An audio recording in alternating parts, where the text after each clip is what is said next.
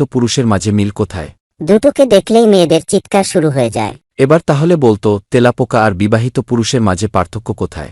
মেয়েরা তেলাপোকা দেখে ভয় পেয়ে চিৎকার করে, আর স্বামীকে দেখলে চিৎকার করে ভয় দেখানোর জন্য। রাকিব, তুই আমাকে ঠিক রাখ, 10টায় ফোন দিস তো, তোর সঙ্গে কথা আছে। ঠিক আছে, তুই তাহলে আমাকে ঠিক 9:57 ফোন দিয়ে মনে করিয়ে দিস। বাবলু, তোর গরম লাগলে তুই কি করিস? কি আবার করব, এসির পাশে গিয়ে বসে পড়ি। তাতেও যদি তোর গরম না কমে? তখন এসি অন করি।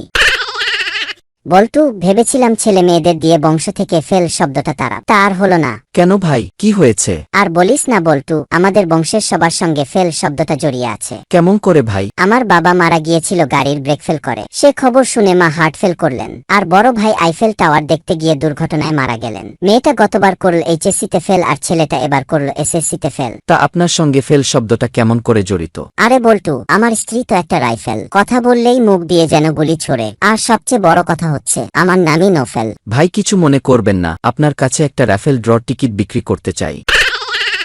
জানিস কুদ্দুস, আমার বাবা এতই মোটা যে ক্রিকেট খেলা দেখার সময় বাবা যখন টিভির সামনে দিয়ে হেঁটে যান তখন কি? তেমন কিছু না, 2-1টা বল মিস করে ফেলি, একটা হোয়াইট সহ। আর আমার বাবা এতই মোটা যে কোনো ব্রিজে হাঁটতে গেলে কি হয়? কি আর হবে, তার কাছে টোল দাবি করে।